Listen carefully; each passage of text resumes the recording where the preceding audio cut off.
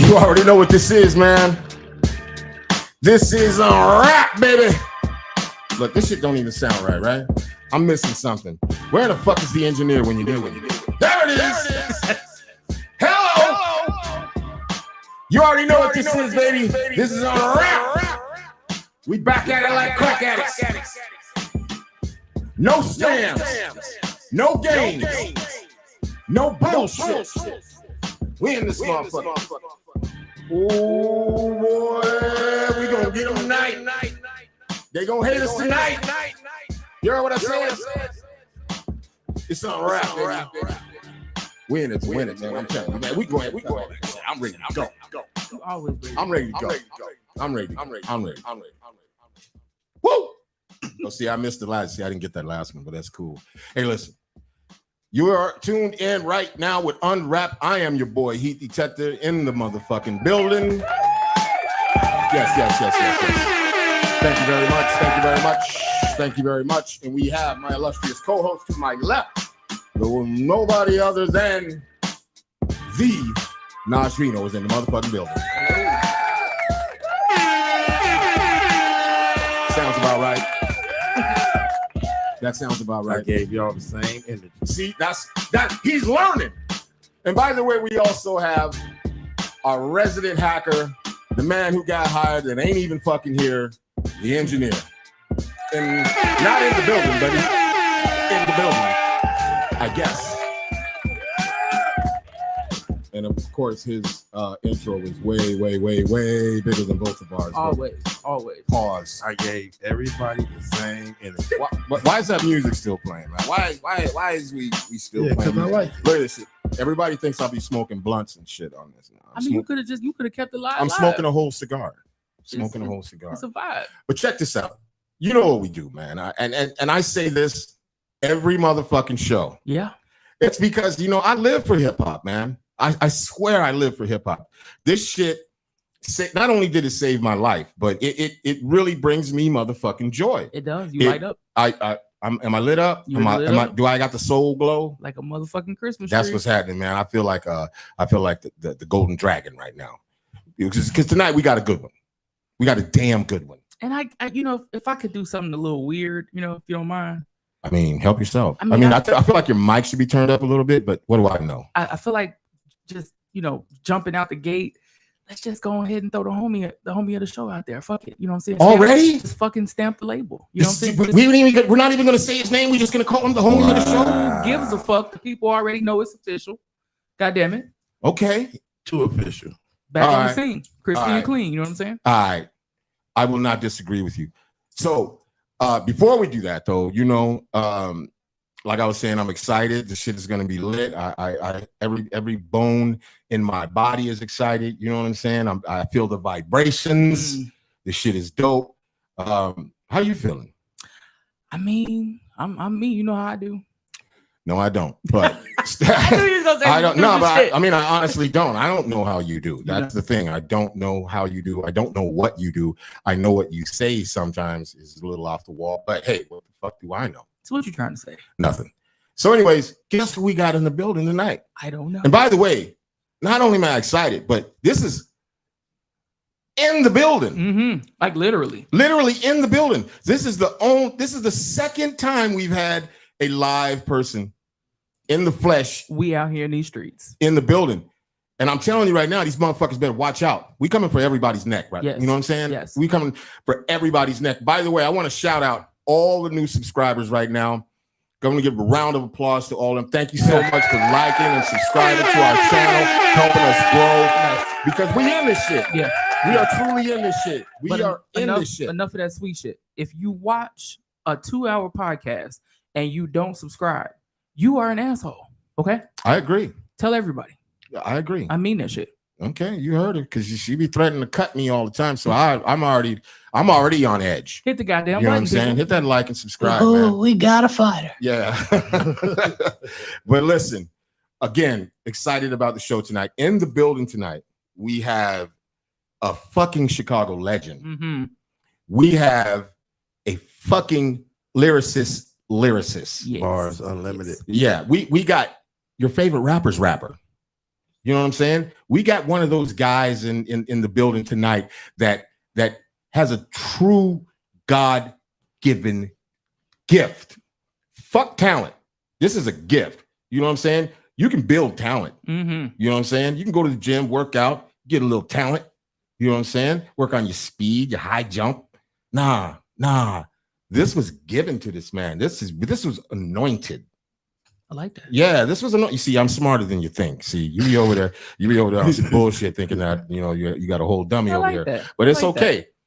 But that's how phenomenal this man is. I've worked with this man before and was blown away. And I've been around a lot of rappers in my lifetime. I've been in a lot of studios in my lifetime. And I can honestly say, seeing him work in the studio, seeing how he maneuvered, just sitting back watching it. And even when he went in and recorded, it was like a one shot. It was just a one. He wrote it right there on the spot by 5 minutes. We went in the booth, knocked the shit out, ad libs, everything. And it was complete motherfucking fuck fire. It was a whole nuclear explosion. Right? It was a nuclear explosion. Real talk. And I ain't going to say shit else. In the building tonight, coming to sit down with us at UNRAP is nobody other than Chicago's very motherfucking known Phenom Universal. Let's go, baby. Let's go. Look. Welcome. Look. That's how we get down. That's how we get down. I think that was the DEFCON 4. Yeah, that's how we get down. How you feeling tonight, my brother? I feel nuclear, man. That's what's up.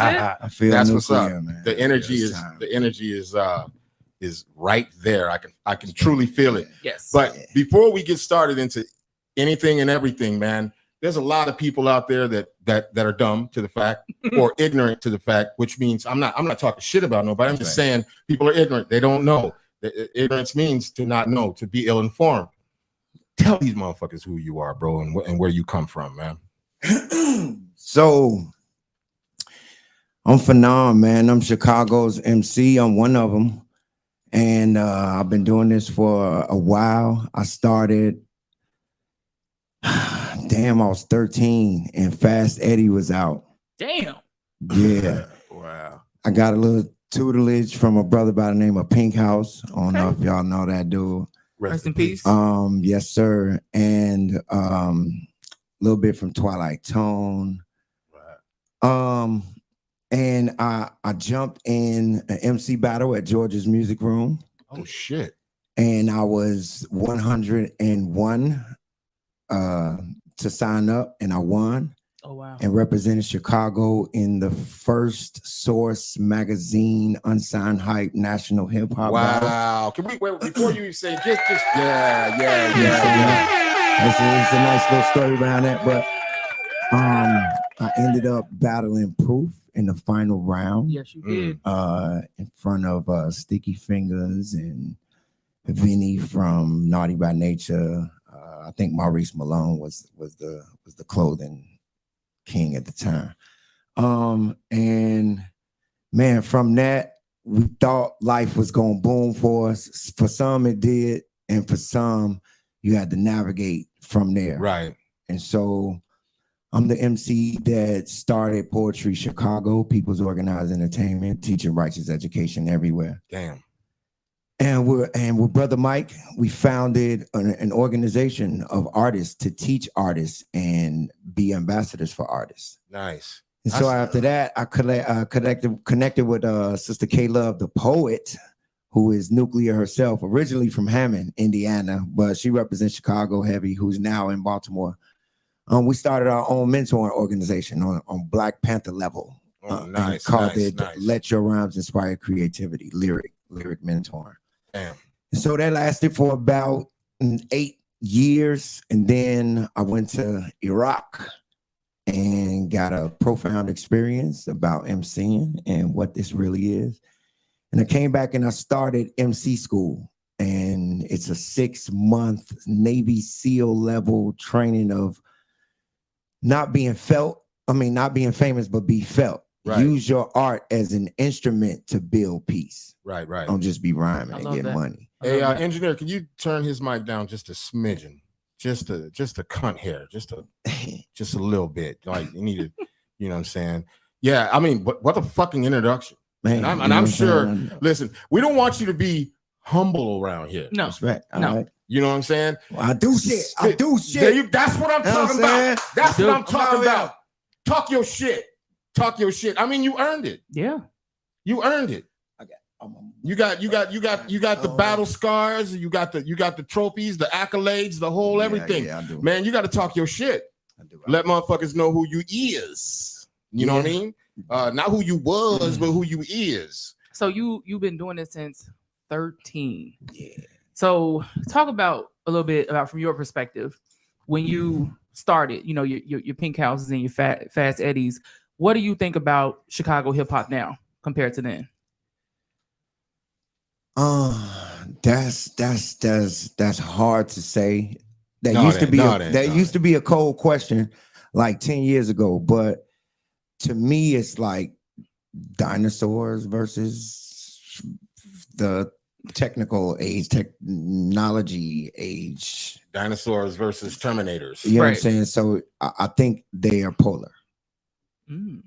Polar opposite? Yeah.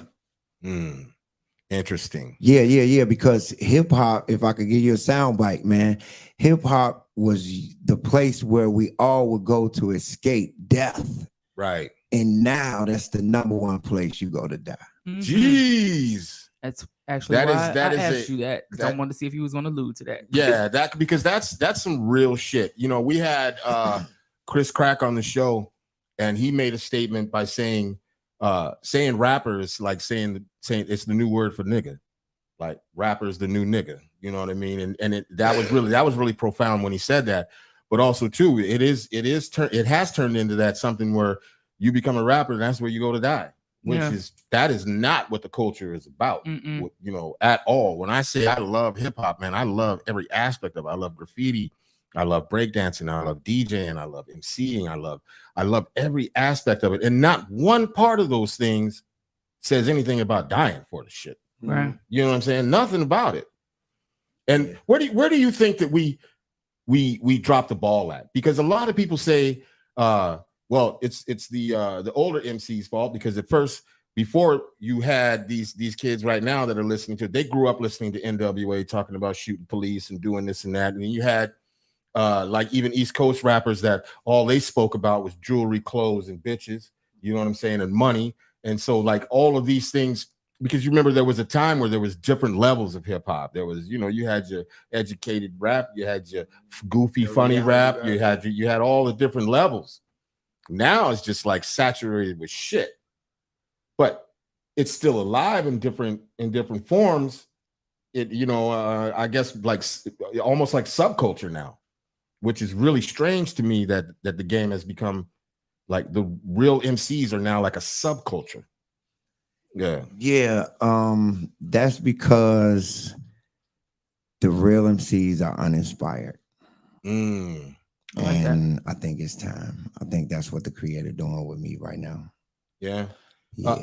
But would you think, by saying uninspired, like, do you think it's the music that's uninspiring, the social change that's uninspiring, or just, you know, because to me, inspiration could be looking out the window and being like, oh snap, I see something that inspires me. You see a fucking butterfly land on a goddamn dog's nose. You know what I'm saying? Like, now, are we just talking about Chicago, or are we talking about generally speaking? In general around the world is worldwide. Yeah, for real. I think uninspired because of the necessity of life, mixed with the over promotion of wants of life. Right. Blurs the line between what you need. Right. Like, yeah. You know what I'm saying? And I saw hip hop go from, man, actually making a little money and actually doing some things to, man, I need to eat. Man, you know what I'm saying? Oh, I need to eat, man. I'm making 100,000, but I need to eat. Damn, how much do you eat, bro? Right. How much do you eat? And then too, the younger, or the polar opposites, as you call them, they just like we had this comment last week where we kind of had an argument about it. It's like, No. Rephrase that. I don't argue with don't nobody. fucking start. I'm just saying I don't argue with nobody. The kids. Hey, can you acknowledge me? You see what I'm saying? Acknowledge when I acknowledge you, so acknowledge me when I speak. God damn it. You know, all right, go ahead. We'll get to this I later. love you, and I'm sending positive energy your Thank way. you. Taking in. Namaste. So like, you know, the kids is like, okay, if I stay here, I'm probably gonna die. So I don't give a fuck what I got to do. I can figure this rap shit out along the way. I just got to get the fuck out of here. You know what I'm saying? I'm going to use the following that I have for the most negative, horrible shit in the world. You know what I'm saying? To, you know, just buy my music talking about this shit. Because most people that don't live here, this shit is cool. You know what I'm saying? I saw earlier somebody giving $2,000 tours of O-Block. But it's like they're using that hunger and that necessity, you know, to like just kind of fuel their trajectory out of here. But then you got people who really do this. They really love it. The true essence, the true nature of hip hop. And it's like okay, I got to go get a real job because I got kids I got to feed and I just don't have it anymore. And I'm watching people get on and make money off of their craft. But some could say it's shit compared to someone such as yourself. Well, I mean, it's different people in the world. I'm older now. I accepted a lot of things, man. Come on. Look, check me out, man. I'm wise as shit right now. Yeah, okay. I'm wise as shit right now. So picture the Incredible Hulk, right? When he green as fuck, he could jump far as hell. He could break a damn building and knock a damn plane out of the sky. He could also build a building, right? And so when we do, let's say when we get this money, when we get this power, that's us becoming Incredible Hulk. It don't last all the time. We don't build shit. Mm-hmm. We just turn green. That's kind of a great analogy. And we feel good because we was green, and then everybody trying to turn green, but we weren't really taught and kept accountable to do something now that you are that green ass, big ass, angry ass thing. Okay. And so, but there, it has to be there. There's the lion and the gazelle. So the MCs are not rising up, in my opinion, to the level that they're supposed to be because there is not enough inspiration to do what we actually do. Right. There is pay to get it quick. There is a misconstrued understanding of what money really is, let alone making money from your craft. Right. Some people make money from the business of it, but not actually the craft of it. And now in your MC school, you know, you got the youth. Well, I mean, you know, they're not babies, but you know, they still moldable. Young adults. So when they come in, I'm just wondering if there's like an intake process, kind of sort of where like you pick their brain, like let me see, you know, like what you come here with. It's going to be worth the time and the effort. Absolutely. I had to make sure that you were capable of confronting yourself. Okay. I had to make sure that you were coachable. Right. I had to make sure that you could fail in front of us. Right. Yeah. Let me ask you, do you turn people down? Hell yeah. Really? Hell yeah. Do you don't think, let me ask you, do you think that when you do turn somebody down, that like maybe when they come to you, that you may be their last option to try to get their mind right or whatever, and by turning them down, just may steer them to another direction? I don't give a shit. So what about the two-part question? What about that person made you turn them down? But then also too, have you ever had a person where they had potential, they were coachable, but they came in with like the wrong motivation. They wanted it for all the wrong reasons, and then they was able to turn it around. I'll take that. Are you coachable? Are you coachable? Okay. And it's not that you bad and you don't fit this. Is the truth is, what is Phenom capable of doing? Not that you bad. Can I handle and walk with you as long as it's gonna take to get you to turn around? Okay. So in the audition, it's 4 auditions, and you got to make 3 of the 4. I don't want to see you on your good night. I want your bad night, and I'm gonna catch your bad night out of one of those. Right. I want everybody get on the wall, man. 4 lines, 4 bars off the top of your head. Kill everybody in the room. You take a step towards this. Whoever make it over here is going to the next round. Whoever, and you see them. Everybody who thought they freestyle now freestyle. Right. And it's like, man, okay. Then you see them looking at themselves, and then they quiet. And this is the loud ones. Now your clout is at stake. Right. Hell yeah. Now you are here. Somebody who didn't make it. People were encouraging them. Come on, you could do it. No, man, I hate when fucking people start talking. I don't have time to work with you and those who are eager to really do this in our Right. culture. Not that you ain't gonna make it, because the industry will take anything. Right. And you might, hey, I ain't gonna get in front of what God is doing. But for right now, I know, to be honest with you, I can't take you, man. That's good to hear. I mean, I was just asking. But real quick, let me just give a shout out to the people. And Brad Busby says, Busby says, Phenom is one of the brothers who inspired me through hip hop. Hey. How often do you hear that? I hear that all the time. Man, I got to a point where I'm from the greens, man. I'm from the greens where gangsters would get slapped in front of everybody, and then the fight where it was a different type of soldier. Right. And being in this new world, I had to understand who I am, man. Right. And I'm from a different cloth. Right. And if I am Phenom and I'm made by God, I have to be phenomenal, bro. Right. You heard him. Yeah. You must be tripping. And, Yeah. and I know it, and I own it. Yeah. And the battle for the rest of the way is keeping it.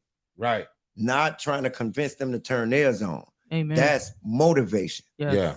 I'm not your motivator. Right. I Right. inspire you. The song that you hear in the other room can make you want to paint. That's inspiration. Right. Mama coming here, get your ass up. You going to school today. You could do it. You could. That's motivation. It's aggressive. Yeah. So I'm more inspiration, and I have to be, because I can't be in Germany. And once you hear that voice, you got to be inspired by what the download. That's what's up, man. Obviously, you see him in the comments. Brad Busby again. Now I'm dropping jewels, you know, Hey. and he's What's up, that message. What's up, Brad? Peace. That with that though comes a lot of responsibility. Do you sometimes feel the weight of it, like the responsibility that you carry? Yeah, man. I want to talk about bitches and violence and all type of crazy ass shit, man, because I know we like it. Right. And I deal in truth as much as I can. Right. I mean, that might be your truth that day. Yeah. Well. And the truth is, we like that killer shit, man. Yeah. From the pastor to whoever, Yeah. the president, they like that gangster killer shit. Right. From John Wick to Tom Cruise to Mookie. Well, let's be honest. This whole country was built off of violence. Of violence, man. But we are Whoa. consistently fed the, you know what I'm saying, the Whoa. violence ticket. Did you say Mookie?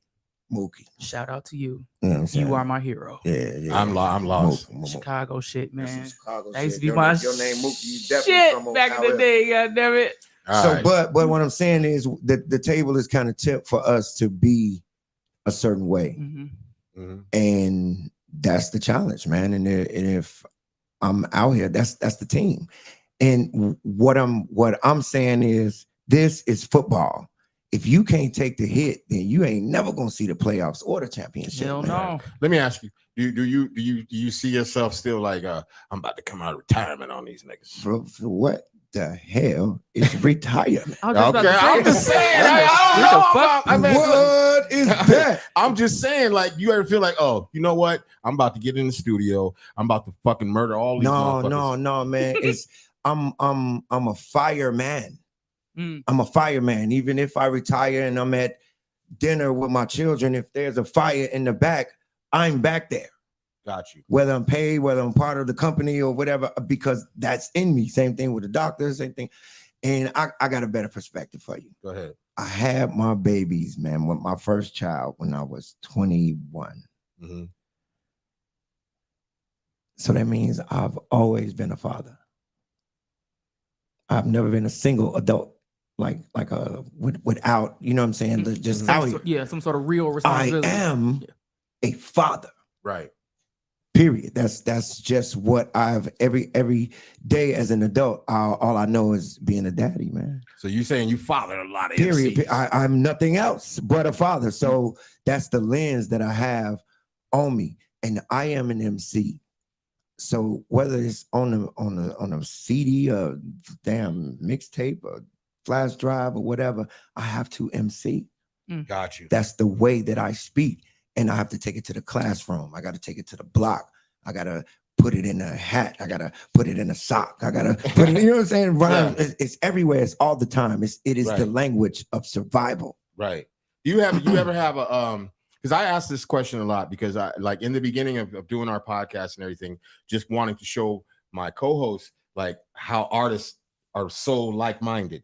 You know what I'm saying? Because there's a level of thinking that is beyond like human thinking. You know what I'm saying? And I always ask, do you ever have those moments where you're laying in bed and God forbid you have an idea pop in your head and it's no sleep now?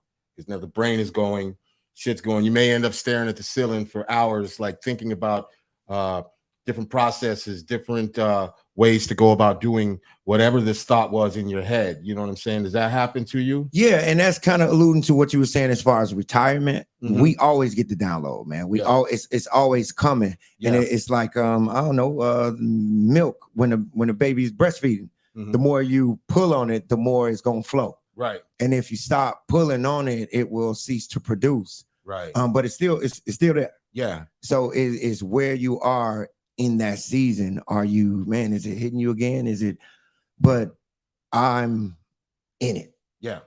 So I don't get the luxury of not having it. See? The phenom that you are right now, is this who you saw when you were 13? No, but I am still him. Elaborate. Okay. So, and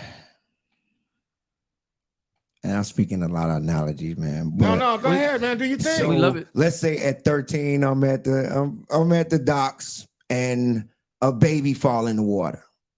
I don't know how to swim, but I dove in. And whatever I did was swimming. I didn't know it. I didn't know that I didn't know it. I just knew to go get the baby, change the situation. There it is. Come on, y'all helping me today. Change the situation immediately. Go, you jump. You are going to see the cliff. The tree is going to be there. The rope is going to be, just jump. And I did that at 13, and I still do that now. God damn. A fan of yours is trying to put their friend on. They never heard of Phenom. What are they saying about you? Have I done something for him yet? Which one? So just a fan. Rephrase it for me. So you got somebody who just, man, Phenom, that fucking dude. You know what I'm saying? They got a friend that maybe new to hip hop, whatever. They just don't know who you are. How they putting you down word of mouth? Oh, they saying, man, dude is hella talented.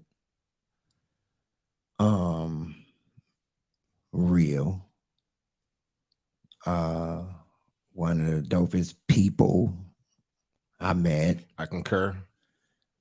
And I'm like, the way that I can say it is I'm live with the opportunity. There's more when we engage than just the conversation. So you know what I'm saying? Let's do something. When did you know that, like, that's a good question. Thank you. When did you know, like, oh shit, I'm really on to something? Like, because we heard some of your accolades. We didn't even touch on a lot of any of them. Yeah, really. well, we didn't, but you were saying in the beginning. But when did you, what was that one tipping point where you was like doing your thing and all of a sudden you get a call from whatever in the fuck it is, but it was deeper than rap. It was deeper than you just being a rapper or an MC. You got a call and it's just like, oh shit, they want me to do this or that. You know, when was that tipping point where you went, oh fuck, I'm really on to something. This is bigger than me. You know, did you have anything like that, or did you know what I'm saying, experience any shit like that? Because you had to have.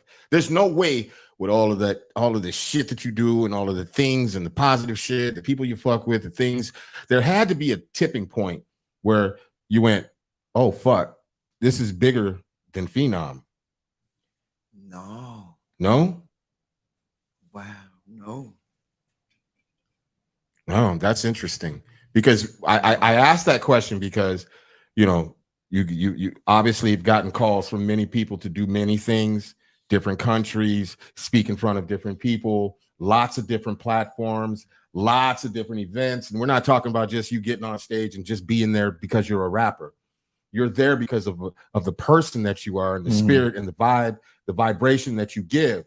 I mean, like in my mind, there has to be this point, this tipping point in your brain that you say, fuck, this is bigger than me. God put me here for a reason.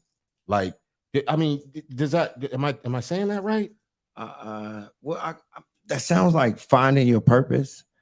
But I knew when I was 7. The hard part was convincing other motherfuckers that I had it. Right. I knew what I was talking about. Right. I know me. Right. You don't know. You got to wait you have to wait. Right. And so I had to, along the way, why I feel I am phenomenal is because my translation ability, my patience, they don't understand. Okay. So I used to just give them what they want to hear. That's not righteous. Right. So you gotta bang. You have to bang, but it's an art to that. Yeah. Right. And you are not in control. And if you let God do it from the beginning, you John Wick all the time. Right. Right. So it at 13, I heard that come from out the radio. Dancing, jumping and bumping. It hit me. Nothing existed. Right. It was a space inside of a space. I was right there, but nobody could see me. Right. I can fucking relate. You tuned into the right frequency. And right, I was on the frequency and I said, damn, I could do this. And the image of my mother writing down a hip hop, Rapper's Delight. Yeah, man, and the chicken tastes like wood. She had to say that rhyme, man. But I watched her commit to rewinding it and getting the exact words. After that, I was locked in forever on the commitment. If you really want something, do that shit. Stop playing. That's so crazy when you say that, because my tipping point for me as a child, that when hip hop just kind of like took over my life, was sitting in the backseat of a car. First time hearing Rapper's Delight, like 1970, I want to say 71, 72. I'm sitting in the back of a car and I hear that. And I'm like, what the fuck? Man. And I felt like you just said, I felt like I was there, but I wasn't fucking there. And from that point on in my life I have literally been consumed with this shit. There's not a day that goes by that I don't think about the culture. You know, I used to break dance. I used to DJ. I used to do every aspect of it. I still do. Like in my mind, I be break dancing. You know what I'm saying? I ain't finna get on no motherfucking get floor. Down there, hurt your knee, Yeah, fuck around and break my this. motherfucking sacrophiliac. I ain't finna do that. But at the same time, I be vicariously living through them Koreans that be on Red Bull. I be living vicariously through them motherfuckers doing that shit. And you know, which you know, with breakdancing being in the Olympics. What are your thoughts on that? I think that's beautiful. Yeah. I think that's spectacular. I don't think, come on, man, I'm being real. I don't think the water from that wind is going to get down deep enough to the cracks where we need that shit to produce more seeds. Shit. Well, it's beautiful. It's beautiful. You know what I'm saying? Well, we already got problems with it. We got problems that our team doesn't have a facility, doesn't have training. They don't have shit, and we have all these motherfuckers in the culture with millions and some with billions of dollars, man. Yeah, and they are not putting together nothing for the team. And listen, this is gonna be the biggest upset ever, because United States, unfortunately, we built this shit. We made this shit, especially people of color. But them motherfuckers over in Europe are light years ahead of us in the breakdancing. They're light years ahead. It's going to be years before we catch up. And especially we don't even have, motherfuckers ain't even backing the shit. You know what, though? I don't mind that. I feel like that they took like a nice size pot of vibranium from Wakanda, but they ain't got that shit. They ain't got it. Nah, man, that's the art form. And this is what a lot of artists and rappers nowadays and whoever the fuck don't understand. Man, we was escaping. Right. What the fuck? We was escaping the memories of that thick ass cheese that we had to cut with that damn. We escaping the memories of the green, the brown, the purple fucking food stamp, the long sit downs in the aid office. We escaping roaches in the Raisin Bran and the cereal. We escaping fucking Tang. What the fuck is that? We escaping being crowded in a 2-bedroom crib with 8 motherfuckers here. How do you get ready for school? How do you get ready for school? Everybody in the morning. How do you eat? You better get home and eat because that's all we got. We was escaping. And if you get a little money from saying your rhymes right and being creative, you might not live in no more. You might be able to have a space for your kid. And when it came to the moment, if your ass was fucking up, boy, move the fuck out the way and let somebody escape. Right. Now is... Man, I'm trying to get some money, man. Why? So I can get a bigger chain. Why? So I can get it. I need that Bentley. Man, and it's cool, but that's a different part of the house. We the basement, and let's just acknowledge who we are. There is no top without the bottom. So somebody got to stay down there. Everybody can't go. I hate to interrupt y'all, but you guys to chill. Oh, it's about that time. It is about that motherfucking time. You guys to chill. It's about that time. We do this thing, man, where we ask questions. And these questions ain't no right or wrong answer. It's all on you. You can ask them however the fuck you like. Yeah, but this our segment we call, obviously, you guys to chill. We got 10 motherfucking questions for you. Let's go. Technically 11. Technically 11. Maybe 12. We'll see. We'll see how it goes. You want to lead off? Yeah. Or we just going to let's go down the list with him. Fresh. Yeah, okay. Let's go fresh down the list. All right. What came first? The poet or the rapper? The poet. Okay. Why? Because he had time to say it and think. Poets are not confined in the rhythm. God damn. Poets are not confined in the rhythm. He said poets. That you see, this is why we ask these questions, because the answer is different every fucking time. Okay. But I haven't yet heard somebody say that one. No. The poet is not confined to the rhythm. That's deep as shit. Yes, it is. Yes. That's something to think about. The poet has more freedom. I feel like if I stepped into your brain, I would fucking drown. You will have a fucking great time. A great time. Yeah, he said you have a funky good time. I mean, it's yeah. You might slip on a banana pill or a condom or something. Some shit going on in there. Straight crack my shit. All right. Who's more important? The DJ or the producer? The DJ. Why? Because the DJ can transcend worlds, and the ability to shift this room is stronger with the DJ than the producer. But the DJ doesn't ever get there without the producer. Not really. Wrong. DJ has the ability to blend worlds. That is a disc jockey, an athlete of the music. And if you're an athlete of the music, if you're an athlete of the music, you can do things that other people can't. Like LeBron James is an athlete. The oop that you throw, this nigga is different from that guy. So if he a disc jockey, the way that he can flip different sounds and different words and different moments, it don't necessarily have to be something that somebody produced in the studio. Jesus. I can't.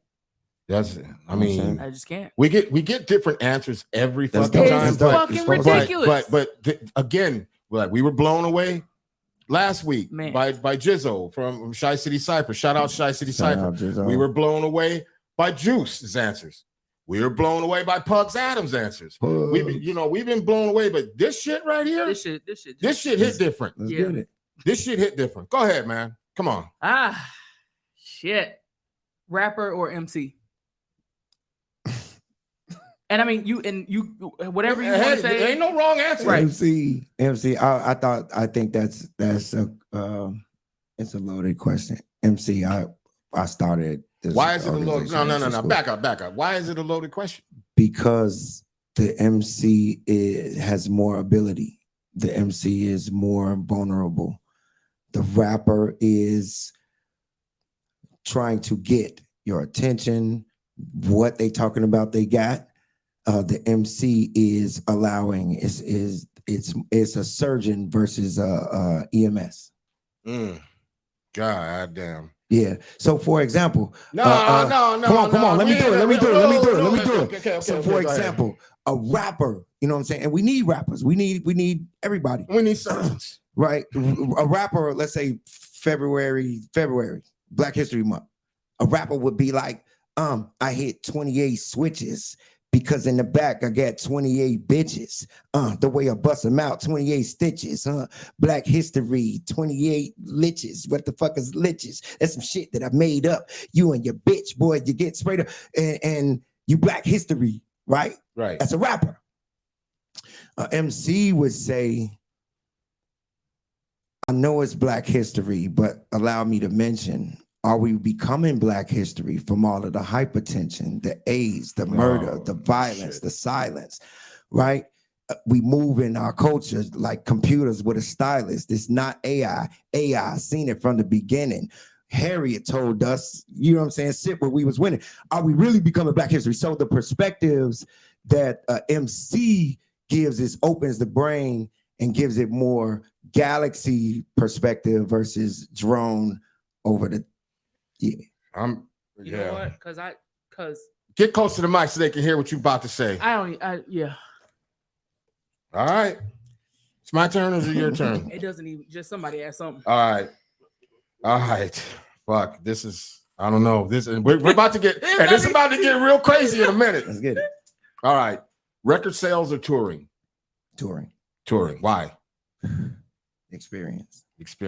God Absolutely. damn. That's a good one. Absolutely. We didn't hear that. We haven't heard The that. experience, the seed, the germinating that you can do is The seed and the exponential. germination. Yeah, like if you think about how we got trees and berries at different islands, them birds ate that berry and then flew to that island and pooped, and the seeds grew that tree. And so when you do that on tour, the energies from the different cities, the way you break dance, the way you rhyme and cipher, and the way you hip hop, you know what I'm saying? We cross-pollinate. And so you come back with a better ability to make records. I'm done.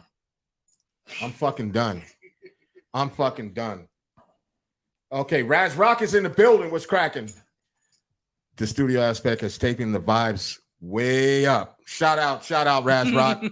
Raz Rock is going to be in the building next week, I believe. So yeah. Oh man. Honestly, the answers you're giving right now are fucking with my head right now. I'm literally gonna sleep on this tonight and be like, what the fuck did I just fucking hear? What the fuck was going on? Go ahead. Naj. Yeah. Oh yes. Word of mouth or the internet? word of mouth. Oh, that's easy. I mean, Why? but yeah, because that's the part we want to hear. Yeah. For me is human. The girl, did you hear Keisha now? The ability to detect energy and how people feeling with the word of mouth lets us know how important this information is and to carry it or share it. Well, don't you kind of you can get that same thing from the internet, so to speak? Hell no. There's no tone in that though, really. I mean, you know. Hey man, I gotta.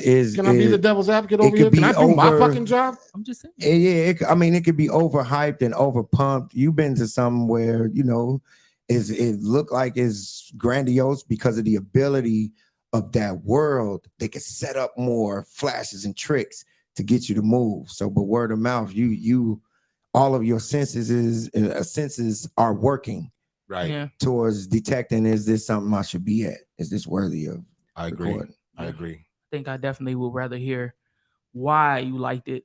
You know, like maybe you got slow stroked while you was listening to the song as opposed to whoa. Slow stroked? I'm just saying. You talking about hand jobs? I mean, if that's what you come want on, to man. slow. I thought for 1 second you was not gonna get pornographic in this shit. And I'm sorry. Well, okay, get the next question, please.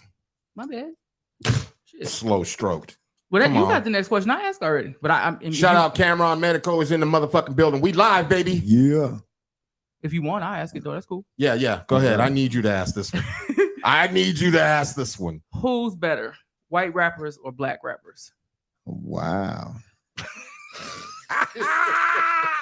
Stop playing with them. Tell the truth. Tell the fucking truth. Because you know we're gonna ask why. Whatever the answer is, we're gonna ask why. Who's better? White rappers or black rappers? I don't know. I'm asking you. You tell me. You tell us. You tell the world. I don't know. That's why we got the questions. Man, to me, I'm going to answer the question, but I think that question is like saying which Uber is better, black cars or white cars. If you say black cars, you're going to get your ass left by all the white cars, and that's not what moving around is about. So that's how I feel about that question. But I would say black rappers. Why? Most of black rappers. I've seen some white rappers, man, but because of the pain. That's something that we haven't heard. We've heard a lot of other things. We've heard that, there is no difference. We've heard that white rappers because they have to maneuver differently and they have to do extra in order to be white rappers. Yeah. I mean, because there's certain things they can't. I say it all the time. I'm like, there's certain things that they can't fucking say. So yeah. Oh, I was waiting. What? What? Oh, I was waiting. That part is very trivial to the reality. Come on, somebody. Is it though? Come on, somebody. How? How is it trivial? You asking me? You asking me? Yes. I was waiting for it. How is it trivial? You asking me? No. Who the fuck else I'm asking? All right. Okay. If I'm gonna say, can I say this real quick? Oh, if it's trivial, why? Okay, if it's so fucking trivial, then why is it that the motherfucker will get mad if a white dude says, "Yeah, I don't this nigga this nigga that," and the blind and the rapping because nigga, because nigga I'm that nigga. But is that the only aspect to the no? art? I mean, I'm about to tell you. I'm just saying. I'm about to tell you. Run it, run the jewels. Let me try to say it as quickly as possible. African American, in my opinion, in my clever research, is a people that were intended to be bred to make money. Okay. I'm following you. You could possibly be from somebody who had no fucking chance of ever having a daddy because he was breeding. So your table is so fucking lopsided. It's crazy. My table? Or you talking about the table of a black Okay, rapper. got you. I'm following. Your pain is bigger, and let's call it a suit. Our pain we wear. Some of us try to not wear it, but that's our pain. And from that pain came this music, which is the way we express ourselves. True. And when we see you with our suit on. Oh shit! He said when we see you with our suit on. See what that means is you might have a pain. You might express it better than I can. Right. Your starting point because of the color of your skin, and that's why the world is fucked up. So it's not really my answer. It's just us looking at what it is. Yeah. Your starting point is way higher than ours. So I have to sell more of myself, alienate more of my family. I can't bring, me and my baby, my man, fuck that. I'm chasing, you see me chasing the fucking music. You see, it's more pain, it's three-dimensional in our shit. Right. And some have worn our suit and got bigger fucking checks. Yeah. Which causes more pain. And then also too, for them sometimes it's just a change of clothes. You know what I'm saying? Jamal Jones says it's a question of quantity. White basketball players or black basketball players. We haven't seen a white basketball players be elite with a large quantity. I think if we gave space for it, it'll be there, and it was there. That's when it was where our pain was happening. It was the elite, the white elite, right? And what happened was the table got tipped by acceptors of the truth. Yeah, these niggers can't play with us, but they can fucking play. Right, like the Negro League in the baseball. Yeah, so I mean, and I want to see somebody jump over a guy to dunk the damn basketball. Who could damn do that? Right. And shout out to Microphone Misfits. They say, shout out to Microphone Misfits, man. Ooh. D Nick, shout out to D Nick in the building. D-Nick? The science of tokenism is deep. Ooh, the science of tokenism. Because that reminds me of what D Nick's question, D Nick's answer was tokenism when he said that, like, when you see a Jim Carrey on In Living Color, he has to be more extra, more of everything than everybody else in order to fit into that group, be it, people of color. He has to do more extra. Same if a black person, a person of color, goes into a white realm, he has to be more than the counterparts that he's with. You agree? I think that's us looking at the lens like that. But wow, because when you're in a room with a bunch of black dudes, you have to be the best at all the time. Shit, you gotta sit in the class, or you know. So but I think there's some truth to that. There's some reality to that. You do have to work harder when you are the minority in it. Yeah. Jamal Jones says, but in the same context, we don't have that many LPs, Everlast, M&Ms. Wow. Yeah, but the truth is, there's a lot of fucking underground white rappers that are making a goddamn good living without radio, without everything, and while same rappers or MCs that are in the culture that are underground are making shit. But because some of that has to do with following, like as a people of color, we have a hard time like giving someone their props, or following. Oh yeah, man, I'll buy your CD, but not today, man. You know what I mean? Or I'll support you, but then never actually do. You know what I'm saying? And then complain about shit. But that's a whole other story. That's some more shit. We can get deep into the shit, but we ain't finna do that yet. Okay.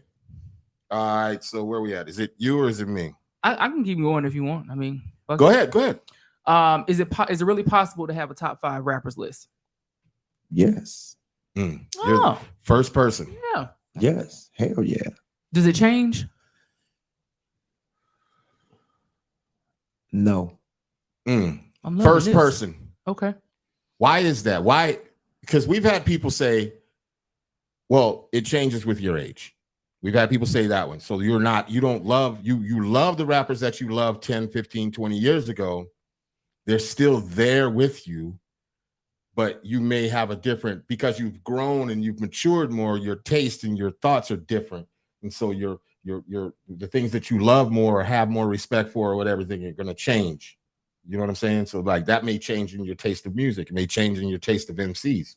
Well, yes, because of the game changes, but the DNA is still in it. Okay. The DNA is still there. So, I mean, if I put poison in a cup of liquid and take an eyedropper and put that in another cup, it's still poison in that cup, no matter what else you put in there, right? And so we might recognize this as a different thing than this, but in actuality, it is the same thing. Right. We got the comments going crazy right now. You know what I'm saying? Brad Busby says, exactly, we don't support our own. We don't even get into that. That's a 5, 10, 15-hour show right there. That's a loaded baked potato right Microphone Misfits, that's D Nick. Gotta be D Nick, because he's the one who made this analogy. He said Jim Carrey and Eddie Murphy versus Garrett Morris and Ernie Hudson, as far as comedic things in like Saturday Night Live, the different levels of different shit. Jamal Jones says, yeah, But that's kind of like a loaded question. You know, a lot of these questions are loaded, by the way, just to be very I clear. like Ernie Hudson though as a bad guy. He's come alive in recent years, stepping away from that shit. Okay, well, I'm just saying. I don't know. I don't really watch TV that much. I think he figured it out. Okay, well, what, am I next? Or you? Go ahead. I think you're doing a swell job over there. Swell, Swell. And you're keeping it clean. You're not. I'm trying so motherfucking hard. I really am. You're not being pornographic. So we doing good tonight. We doing real good. Yeah. Pornographic. Sometimes I think in porn. Don't get her fucking. She speaks in porn. It's my love language. Okay. Yeah. Fuck me, man. I mean, I don't mean fuck me. I don't, You know what I'm saying? That's pretty pornographic. you gotta watch what you say around there. Go ahead. Okay. All right. Ooh. In terms of gangster rap, East Coast or West Coast? No, say the question like the question is written West Coast gangster rap or East Coast. But whenever I ask it that way, what? So, yeah. Right. When you say it that way, you include all of East Coast. Well, when you say East Coast gangster rap versus West Coast gangster rap, you put it in the proper boxes for me to answer. Right. Mm-hmm. West Coast. Why? Is more of a culture. Okay. What first That of all, is the perfect articulation. you were about to say fuck you to me. No, I was not. No, Yeah, I saw it. I saw it. I was not. You almost did this. No, You stopped yourself. no, Did I you see that that. shit? No, I see I'm not that. fucking daydreaming. No, I'm not fucking daydreaming. no, I that's know not what what I the fuck was I doing. saw. I was just about to say. She stopped herself mid motherfucking fuck you. No, I did it. I swear. All right. No, seriously, I was having this conversation because it bothers me because I feel like we pigeonholed the shit out of this one facet of hip hop. But like, I swear, if somebody says gangster rap and that's all they say, I automatically see Ice Cube, Ice T, just West Coast. Because I think of East Coast. But the East Coast gangster rap was there. I don't the whole disagree. fucking time. I don't disagree, but I'm saying like that's the actual imagery that you've been sold. Yeah, I know that, but it's burned in there because to me, and it may be the same thing, but to me, East Coast is just more gritty. You know what I'm saying? It's just gangster.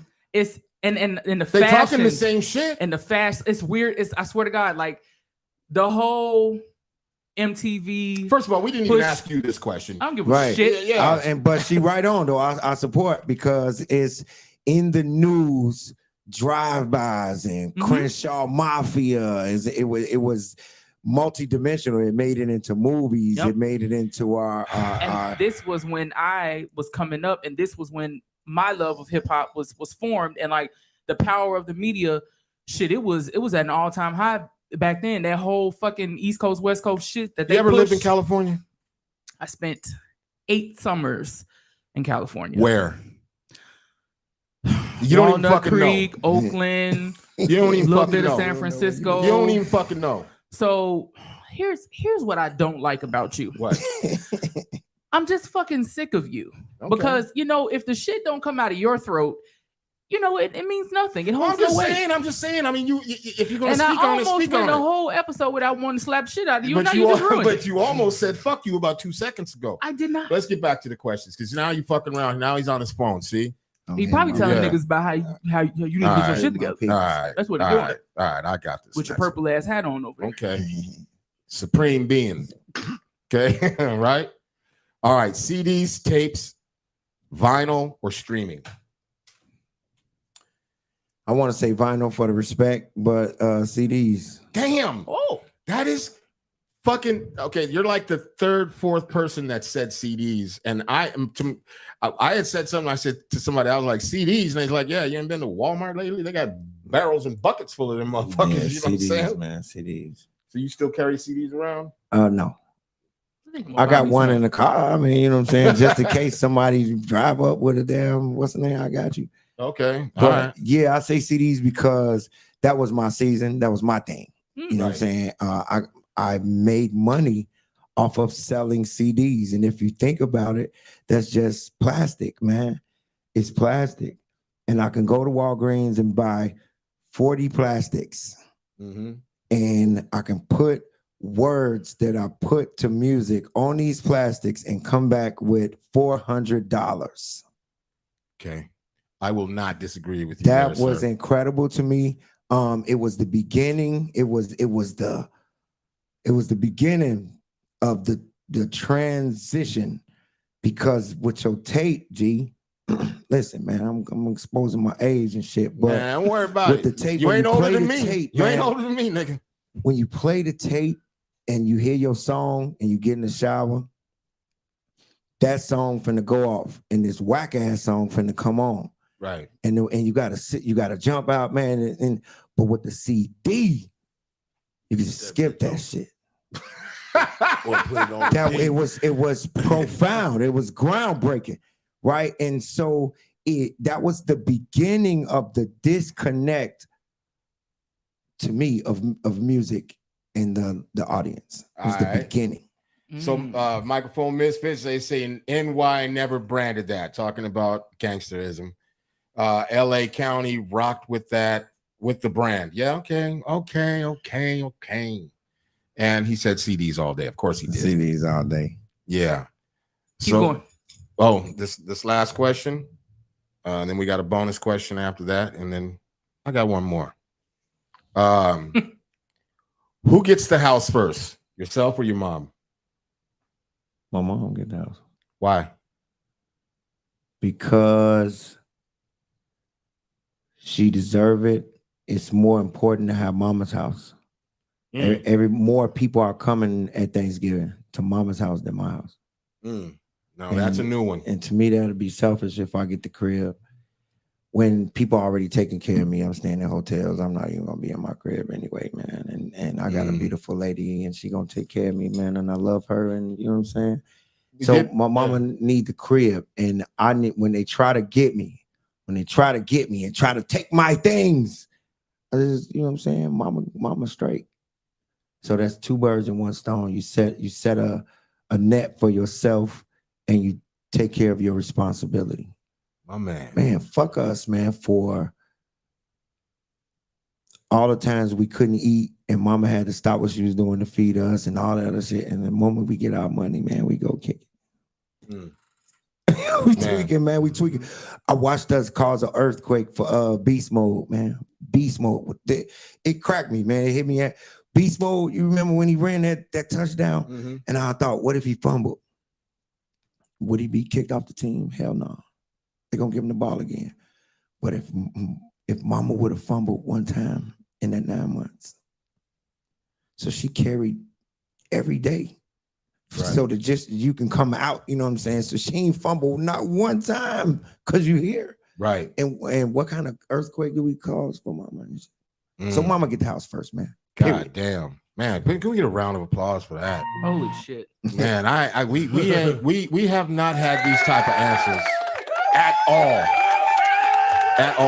and most definitely not explained in this form, which for a lot of people, because there's a lot of dummies out there. I say this shit all the time. There's a lot of dummies out there, and sometimes you got to dumb it down for motherfuckers to understand. You know what I'm saying? And it's nothing against anybody if they lack you know what I'm saying, any type of intellect or knowledge. Yeah. But you know, there is a way to get to them and talk to them. You know what I'm saying? And sometimes it's got to be that way. You know what I mean? You got to dumb it down sometimes, man. The engineers got this bonus question. Yeah. Would you rather have skill or fame? Skill or pain? Fame. Skill or fame? Skill like a motherfucker. See? We've had people say fame. Why? I'm definitely eating forever. If I had the skill, I could teach it to 75 million people in the world. That's I'm right. I'm gonna eat. Skill, fame is fleeting. Fame is temporary. Fame is a cloud. It's beautiful. It's big. Try to land on it. Wow. It's beautiful. It's big, but try to land on that bitch. You ain't landing on it for real. You're going straight through it. So fame ain't gonna get you that house. Right. It'll get you the real estate agent to sit down with you. Right. But you're gonna need the skill in order to, man. Yeah. All right. So here's the other bonus question. Okay. Because then this alludes to the fame and everything. Okay. Let's go. How you doing, Mr. Phenom Universal? My name is Jack Dickingstock from You Gotta Get It Records. All right. We have $10 million in the bag here for you, sir. Let's go. 10 million. We just need you to wear this pink cowboy hat, this rhinestone suit, Diddy style, and these pink cowboy boots with rhinestones all jitted up. And I need you to dance a jig. Here, you want this bag of money? How did you get in here? Who the fuck? They know me. They know me way better than that to let somebody be able to get that close to me to even ask a damn question like that. I cannot God damn. take it. He said, how did you get in here? I He didn't can't say, take it. I'm not dancing a jig. He didn't say, fuck you and the money. I got too much integrity. He said, how the fuck did you get in here? How did you get in here, man? Oh my God. Oh my God. I think I don't know what the fuck I'm thinking right now. but do you see why I started off before he came? Just give it to him. Fuck it, because he gonna man. What does success mean to you? Success means ability, freedom from work, freedom caused by working. You say it right. Yeah. Success, freedom. You can continue to do something and it seems successful, but if it doesn't earn you a freedom, then you are not successful. Right? So you could work for UPS all day and you get them packages there on time.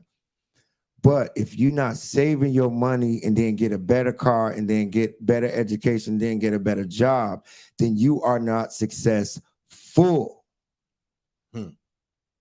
Okay. So you are contributing to a success that's happening, but you, right, you yourself need to feel the freedom. The company is successful because they feel the freedom of not having to deliver this because you work for them. Right. They already feeling the freedoms. So if you want success to measure if you are successful, measure how much freedom you have. And that goes in a bunch of different ways, man. Like freedom from your phone. What you mean, Phenom? If your phone bill is $100 and you get a $500 check, pay that phone bill for 3 months. And you will have a freedom about yourself and you are living in your success. Got you. So that if you want to measure if you're successful, look at how much freedom you have to do things. So relieving yourself of that burden. Right. I mean, this show is successful because y'all said yes. Right. A lot of other people say no. They're going to say no if, man, you could use my space and have all these state-of-the-art things but if not, then no. Then you found the space where it's all yeses. Right. You found the team where it's like, yo, you good, eye contact, contract, yep. That is success. You have a freedom of working with each other. Right. Oh, I ain't working with you yet, but I could be honest with them because we work. That's success. Yes. You got a successful relationship. Now use the successful relationship to build a successful business framework. Then use that to, you know what I'm saying, do what you're doing right now. Yes. Shout out to Phenom Universal for spitting and dropping that motherfucking knowledge on a motherfucker, boy. Yeah. He really knocking the motherfucker upside the head tonight. You know what I'm saying? And I see already that one broke down hamster you got in your head right now. he in the wheel right now trying to go for it. What's going on over there? I see it. I don't know. The hamster is on cocaine right now. So I don't know. Cocaine. Man, look, what is the big plan for Phenom Universal? What is the big the one thing that you put blinders on and you say no, everything else but this right here, this is it. This is that hyper focus that, okay, you can still manage and do all this other shit over here, but that hyper focus is right here. What does that end game look like?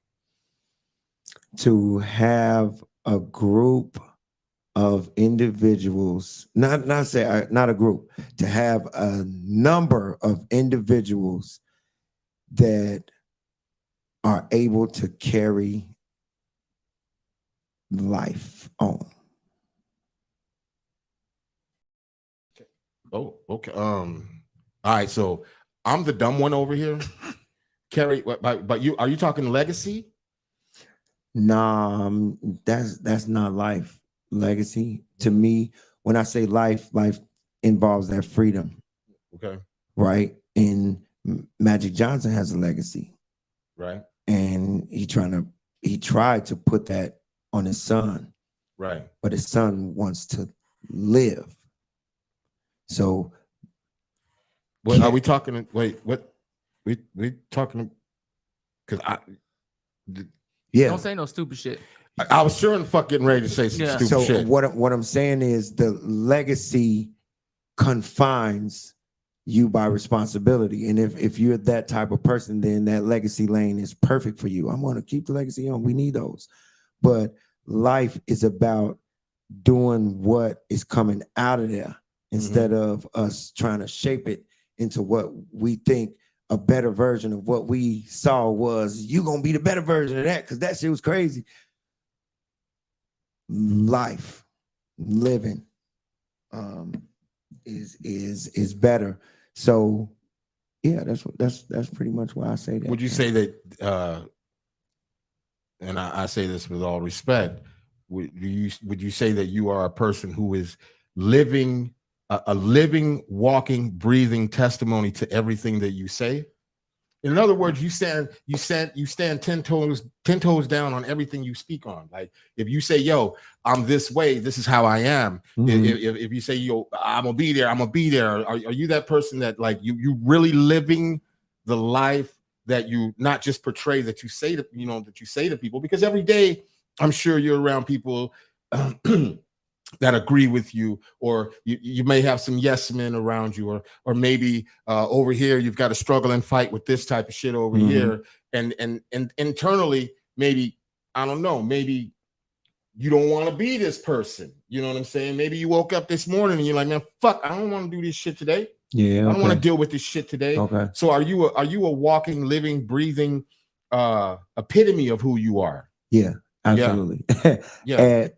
At 18 years old, I worked for Michelle Obama for 10 months. So I just got through asking. That was in 95. 95. Whoa. See, I asked you earlier, I said, was there, see, now for somebody else that doesn't have but you get a fucking call from Michelle Obama and that's not a tipping point? I didn't. Well, I got a bunch of calls from Michelle Obama before. This was Come on, man, stop flexing on the goddamn show. No, but this is all before they start going for the senator spot. Okay. So I caught the firework when it was lit. And everybody saw it when it popped and then came down and right. But I that's when I caught it. And at 18, she taught me a lot of things about pushing forward. I was just young and impressionable. And from there, I continued to use the same format in all of the different spaces that I was in, because it worked. Right. And then I just asked that question about not the tipping point, but like, are you the person, or, the epitome of the person? Right. Okay. So yeah, you popped my corn right there. After 18, that job that I worked, she part of the Public Allies format is AmeriCorps. Some Bill Clinton came up, the youth service initiative, where you 18 to 30 years old, you get 10 months at an organization and they pay a stipend, and then you get an educational award at the end. I worked with Mount Sinai Hospital, and we did so well there. I won the Youth Development Award, over 400 youth programs in the city. But after 10 years, I realized I helped take the budget from $5,000 to $187,000. Right. And I went in that room and I said, man, I need a raise. And they was like, well, you don't have your master's degree. But I know that my impact was over 400% because I knew math. Right. And I said, you know what? I'm never working for nobody again. Say And that one more fucking I said, time. I'm never, not like this. Right. And I was 28 and I had a retirement party at the job. I typed up my own letterhead. Phenom. I'm never working under this format again. I'm working for myself. Because if I can do that for them, what can you do for yourself? What? Man. And that was my tipping point. And I had to live in that ever since. I haven't had a job, man, since. Damn. I don't know what filling out an application man, is like. Shout out to you, man. Shout out to you for that. Yeah. Shit. You know? Yeah. What's your biggest struggle? Women. Damn. What? Women. I have 4 baby mamas. God. I mean, What's your love language? Okay. Acknowledgement. Ooh. That's heavy duty, man. You ain't got to give me nothing. Just acknowledge that I did that shit. But are you receiving that at all? Yeah. I don't get enough acknowledgement. That's what I was asking. Yeah. But the acknowledgement that I get, I receive. But I'm very present and attentive and intuitive and a whole bunch of other stuff. So how the fuck is that a problem? Because you did not acknowledge that I just did that shit. Oh man, right? See, we got to get you in on the check-in because ooh-wee. So get out because look, I worked. Come on, quit playing. I worked. It's wintertime. I worked. I got my ass out there and I got this money. And you know what? You wanted to go out and we went out. And I spent $152 on us too. Damn, my mama could make a fucking meal out of $37 stretch a week. But I just spent $152 and we come home and you mad. Baby, okay, I get you mad, but why? Give me a moment. You would ask him. Don't be a female right now. No, I'm asking why. Why is she mad? Like, what is? How the fuck will he know? She's fucking Maybe woman. He don't know. He's quite intuitive. And it wasn't nothing like you was looking at another girl or nothing like that. It just like trivial stuff. Why didn't you hold the door for me that time? You let the damn door hit my arm. You knew the answer to that motherfucking question. You let the damn door hit my arm. You a whole woman over there. Okay, I let the door hit your arm. So I wanted your arm to be hurt after we just had that dinner, right? Baby, just listen, acknowledge that why the hell would I go through all that just to hurt your damn arm? Man, give me something, right? And so all I'm looking for is, yes, you could be mad, but just take some of the sauce off that shit because it's cutting me right now. And I feed a lot of people spiritually. You know what I'm saying? So you blowing me up right now. Can we do this later? Acknowledge that I asked for later. So you don't acknowledge that shit. I gotta say it right now. But the queen I got right now, God bless me. God bless me, man. God. Wow. Okay. I was just because sometimes when people be tapped into the right frequency for everything else, that just seems to be the one that it is. And what Adam and Eve. I was sold on. Come on, now we get into it, man. I saw crackhead love. Say again. I saw crackhead love, man. Come on, let's talk. Shit, we talking. All right. I saw crackhead love. What you mean? My uncle and my auntie, man, they was on crack. And she would give this nigga head to feed this nigga tonight. Okay. Well, goddamn. And that showed me a different code of we together. Show me a whole different thing. Is toxic. Right. Inside of that toxic, I saw a together bond that I wanted to bring into real life. Yeah. I saw crackhead love. I saw them fight. They fought like, you got the knife, damn. And an hour later, they sleep together on the couch. But it's the sacrifice, the dedication. It is the commitment. This is my guy. Not get your shit together or else get your shit together. and I'm listening for the or else. Ain't no or else. Wow. That's a whole different perspective on I got to get together. Man, look, you just brought it all the way back home. I don't know how the fuck you do this shit, but now we talking about that suit. Yeah, man. Now we talking about that motherfucking suit. Yeah, man. And when we see somebody wearing my motherfucking suit, it's uncomfortable. Yeah. It's uncomfortable. God damn. Yeah, man. And that's what made me be an MC, because I couldn't live the life of these were extreme lives. I lived in gang leaders' house. I lived in that same house and they became gang leaders. So coming home was different. It was different. You know what I'm saying? Crack is on the table before I go to elementary school. I'm seeing it.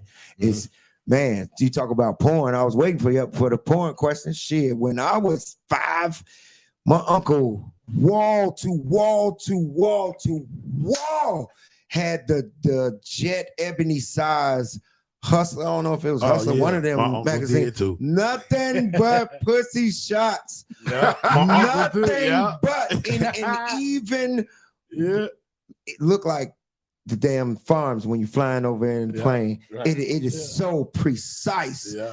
I saw so many different flavors of vaginas before I went to school that I could put one together on the teacher.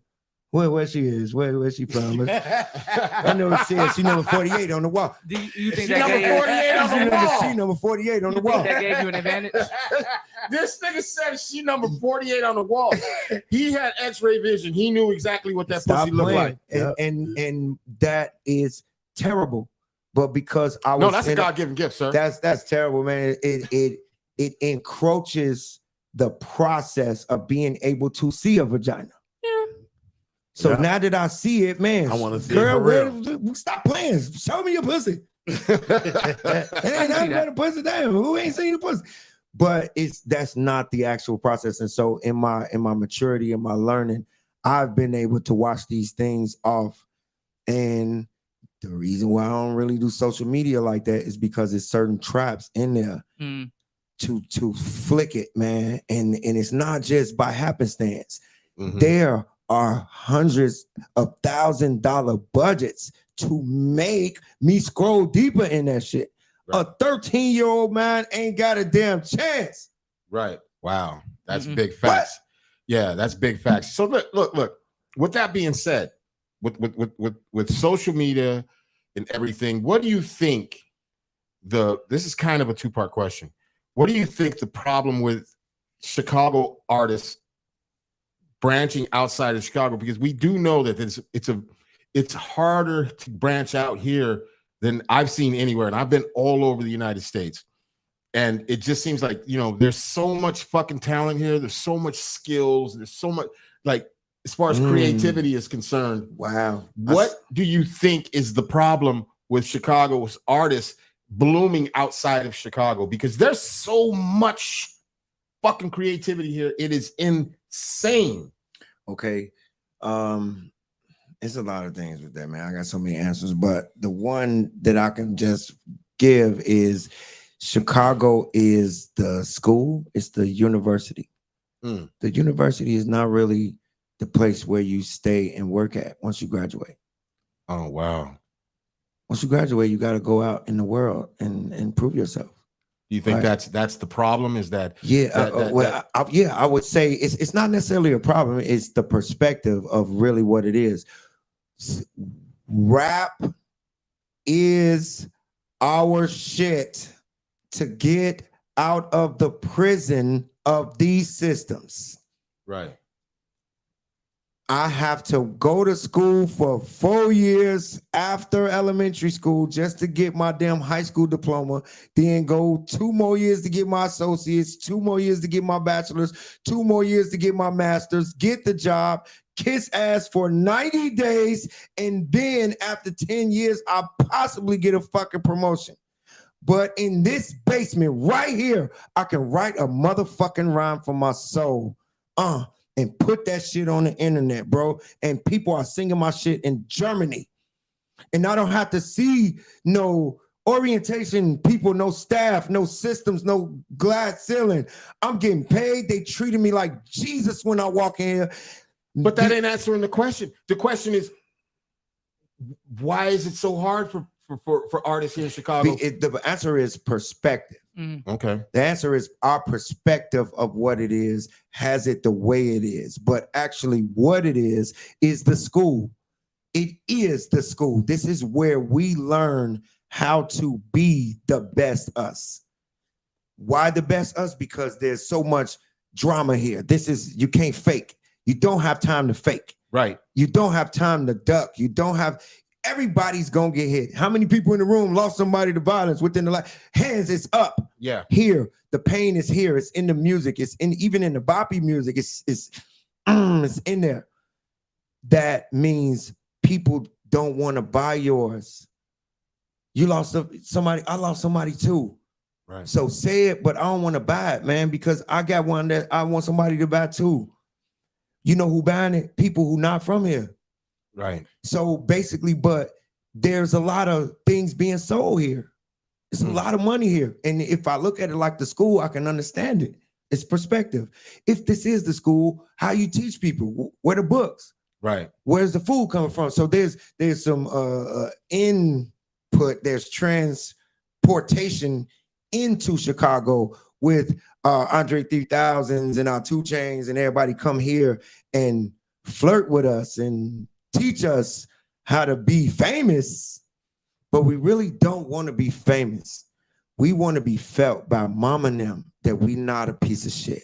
We just want to be felt. We don't have to all be the rapper. Chicago don't all have to be the rapper. We just want to be a part. First of all, just let us fucking in, bro. Let us in, and that tips our night. We won't slap the shit out of Buddy ass because we're not irritated. I just want to feel included. Let me feel good, because here you don't feel that shit in abundance. That's Not crazy. enough, You man. say that. That's crazy. Because when we take that and we really translate that into everything, as far as creativity, artists, we're talking people that paint, that do graffiti, breakdancers, DJs, rappers, like, writers. You get someone like Pugs, you know what I mean? Like, God damn, this guy's got talent coming out of his fucking wazoo. You know what I mean? Your name ain't Phenom Universal for fucking nothing. Man, yes, it's real. It's real, but it's on us. And that's what I think God doing, because I was quiet for a long time, man. Just shut up and you'll really hear what God's saying. That's true. And God's saying, man, go back out there, right? Why? Because there is blocking here. Who's doing the blocking? Everybody. It's in us. It's in all of us. It's in all of us. Man, that's my man. Man, can you do this for half? If that's your fucking man, you finna pay him double. Right. If that's your man, you want your man up. So, but we all have the hook me up attitude. We all have, and my brother taught me, man, pay that man his price. Whatever they ask, pay them their price if you want that. And that shaped me little, you know what I'm saying? Stop trying to Jew him down. Jew down. Yeah. Man, let me get these for 60, man. Stop playing. Stop doing that, man, and pay the man what it's worth, and you gonna get what you worth. Well, right? Chicago is a city. Chicago is a city of, they don't call it the Windy City for nothing. And for those people out there that don't know, it's not because it's fucking windy here. It's because it's the hot air, the politicians. So this is generational, like, what can I get for nothing, or how slide this under the table type shit. So there's a lot of crab in the barrel mentality. It is, here. And I can speak to it in the industry, man. They would short us on the money. They would undercut the MC or the rapper, the artist, and pay the DJ when they both, to me, are equivalent to the moment of tonight. But that's 50% is on them. The other 50% is, and this is why I'm here, man, is on us. Right. Yes, they did that shit, but we are from a people who won when we knew they was gonna cheat. We from that. Talk your shit, Phenom. We from the people who we knew they took everything but the last little one, and we took that last little one and made a whole bunch of shit out of that. Whole bunch of shit. Man. So it's us. We really have to do it. Stop fucking spending our money on their shit and save it enough and then get our own. That is the formula. That's the simple formula. Why don't we do that?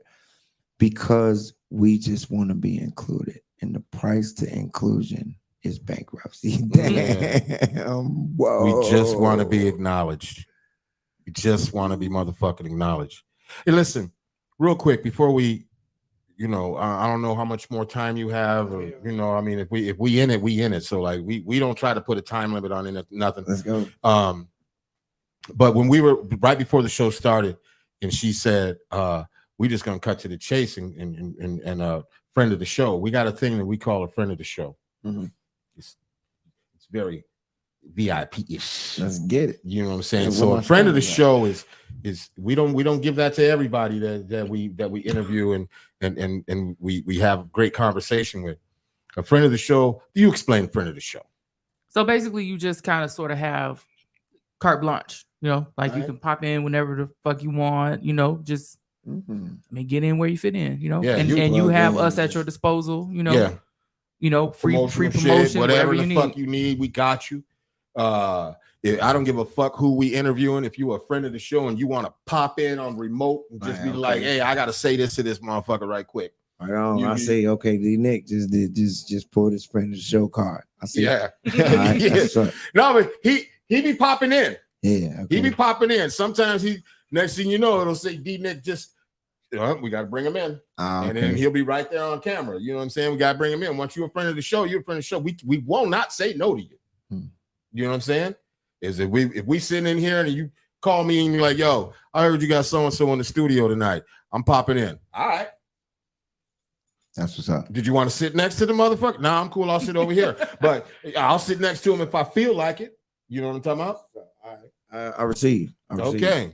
Friend of the show. Now that we got that out the way, just so you know, you are us and we are you. Mm-hmm. You know what I'm saying? That's the mentality there. And we don't give that shit to everybody.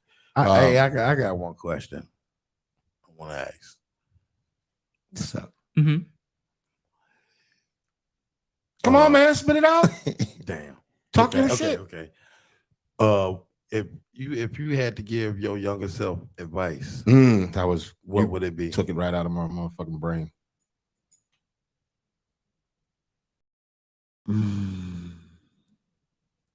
I think about the source battle that hurt me because I believe that was my first belief in the industry. Unsigned hype. Mm-hmm. And I was young and impressionable. That was my first time out of the city. And what happened was when we went in the back,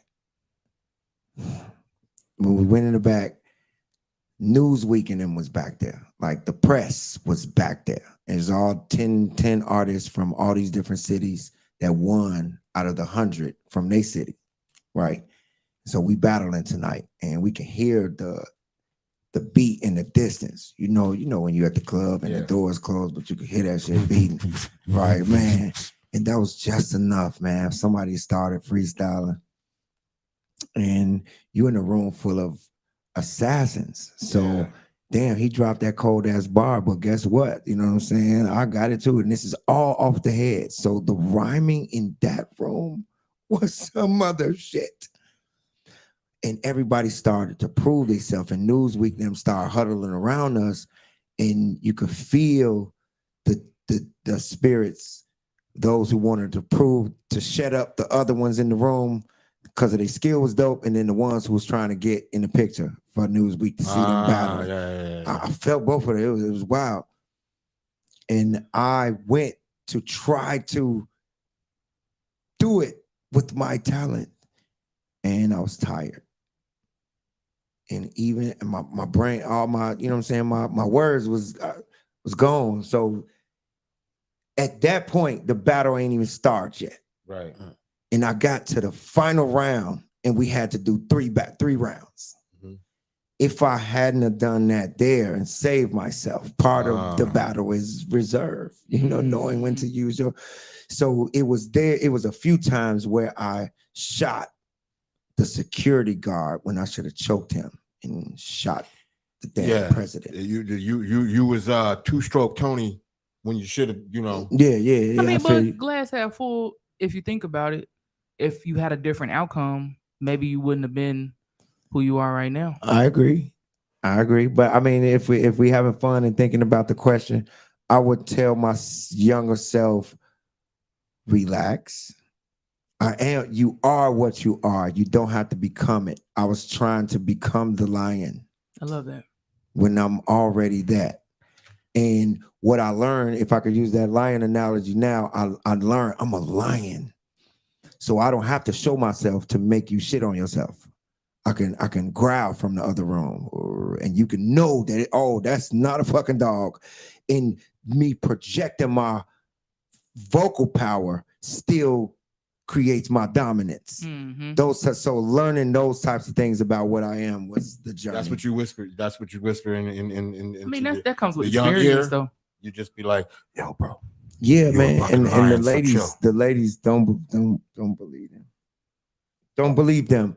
Don't believe them because I was convinced that they knew what they wanted. I'm okay. You low key lost me right there. You trying to you trying to set yourself up for a whole bunch of shit. Let's go. I mean, you said be truthful, right? So in my maturity, I learned when somebody say, I got it, and they drop it, you can't be mad because they believed that they could carry that shit. Mm-hmm. Okay. Yeah. You can't be mad. When you dropped it, I thought I had it. That you gotta live in that space. They believed it. There's so much beauty in the struggle, though. Right. But it's my assessment. You don't have the arms for that. I didn't have that filter on. You know what I'm saying? And what should have been a dip was a whole crater. Yeah, man. And I went further. I wasn't playing. When I got with a girl, this was gonna be my girl forever. Yeah, everybody did that shit. You know what I'm saying? I was not playing. And they thought that they could do that too. And they couldn't. Let me just stop her right now in her fucking tracks. Not everybody did that. Not everybody looked at a bitch and said, I'm going to be with her forever, okay? We don't have time. I just have, no. We got time. To skip down. I just want to say, just to stop you right there, because there might be somebody out there listening and they going, oh, she right. No, nigga, she wrong. Shit. She wrong. All them, don't get me fucking started. Don't say that shit. Everybody been there. No, everybody ain't. You see my face? No. I'm just saying. You see my face? I'm just saying, not everybody been there. Okay. I haven't. All right. I've seen plenty of bitches, and I ain't never been like, oh, I'm about to be with her forever. We know. Forever. So forever. If we can get a little bit creative, if you don't mind. Don't act like my shit don't exist either. You said you from the Greens. Yeah. So did you stay there until they fell, or? No, we left before they started demolition. Okay. We was blessed. Close your eyes. Don't do what she say. Lyrically, keep one eye open. Don't trust her. Take us through your favorite memory of Cabrini Green. Okay. Wow. Storytelling time. Tell us the story. Take us on that journey. Let me visualize that shit. Because I ain't never been to the Greens. I drove by it a couple times back in the 80s, but I ain't never been in there. All right. Once upon a time, there was closer, there was father. And the one thing that wasn't closest was my father. But don't bother. Because one time when he came around, I felt like Marvin Gaye just wanted to holler. Because he gave me $1, because I could spell dollar. What's that? Don't want to go to Mexico no more, because there's a big fat policeman at my door. He grabbed me by my collar. But I had to learn to go farther and not waller. I had to run big like pun. Finish, not done. Lost, not won. Even though it's murky, to me, it's still effervescent. My daddy didn't have to dress up as Santa Claus. All he had to be was present. Goddamn. Bars. I think it said bars. So my best memory that resides straight under my hair is that one day that my real father was there. Greens. Damn. What did it feel like when Goddamn. you got out of there? I was too young to feel what it was. Okay. I was too young to feel the higher and deeper pressures in the wall. But I did look at a Cabrini Green documentary recently, man. What was it called? You remember? Damn, I saw one that had a weird name. It was like living in Cabrini Green. Living in Cabrini Green. I believe that's the one. I'm gonna look on my phone. But what I saw was it was wintertime when they filmed certain parts of it. And when the heat went out, they had to go downstairs and walk all the way across this damn thing and stand in line at the main office just to put in a request for them to come check that out. Whoo! And you know how they heated the house with the damn stove. What's the stove kicking out? Gas, making the kids dizzy and sleepy. Slow when we go to work. Yup. And just that. And how they didn't take the garbage out, man. They didn't, the garbage trucks didn't come. So the rats got bigger. And the things that they was dealing with then, ain't nobody really dealing with that right motherfucking now. Suit. Back to the ain't suit. Nobody dealing with that. What did I say about him earlier before he got here? You have an innate ability to say something and then it all just, no matter what the fuck, it all comes back. Just like when I was saying to you about the verse you spit for number 2. Shout out to number 2, White Jesus and 6 Rings. Yeah. When you had spit that verse, you initially were talking about dog fighting and some other shit, and then somehow Mike Vick got thrown in there, and then all of a sudden it was somebody trying to take the mic from you, and you said I remember that shit vividly. You said taking the mic from me is like trying to catch Michael Vick wearing skates. And that shit made the whole fucking verse make sense. And that was at the end of the fucking verse. Wow. You know what? That was around the time where I was tired of just being phenomenal. Wait, back up. What do you mean you were tired of, were you tired of being phenomenal here? Like, I'm fucking great like that? Or I'm tired of being phenomenal, the person, the rapper, the dude? No, well, I don't know where it falls at, but you be dope, and then you get people, oh my God, you so man, you so dope. And then you go home and you look at the news and 40 people got shot. How phenomenal am I? Damn. So Look, I said, man, I need to do more. Either the words I speak better, I need to do more. Find out which words move motherfuckers, which words. And I came up with this in 15 minutes, man. I said, sometimes I sit and wonder, what if Einstein was a spitter? What beats would he rock? Rhyme schemes would he deliver? Wonder would he go hard if he lived the life of a nigga? Instead of racing science, he dodging a racist trigger. Instead of figuring theories, the theories is getting figures. His stomach eating his back, and his back is against the river. Every step that he taking, them doggies is coming quicker. Escaping the haters' fate is the only picture that's clearer. His babies is getting hungry. His pregnant wife getting bigger. Mississippi is burning. Open flames to liquor. But he know he a genius. Opportunity sticker. Thought he could get the job. Forgot to look in the mirror. Wonder if he could see it. Would he use his excuses? Would he let that fire burn down his creative juices? Would he hang himself for seeing all of his niggas and nooses? Or would he go against the lion and challenge all his abusers? In that rhyme, I thought would hit better with my hood niggas. But actually, that rhyme in the room of academia really puts it in perspective. Man, you like I'm But hold on, I got even better. I had to run the jewels. The rhyme, when you start to rhyme, you almost take away, right, that poet versus rapper. Yeah. So I eliminated most of that. Like I was late for a show in Milwaukee, man, but they was talking about Chicago, and I'm like, man, violence was happening, man. Anyway, I wanted to show them where the fuck I was from. Right. And so I did exactly this. Hey, what's up, y'all? You know what I'm saying? My name is Phenom. I want to show you where I'm from. All right. When I was little, my brother, he 3 years older than me, he would always tease me. You ain't got no girlfriend. You can't keep no girl around here. Everybody start rhythm and shit. You ain't got no girlfriend. You can't keep no girl around here. Say that with me, and I'll get them to say it with me.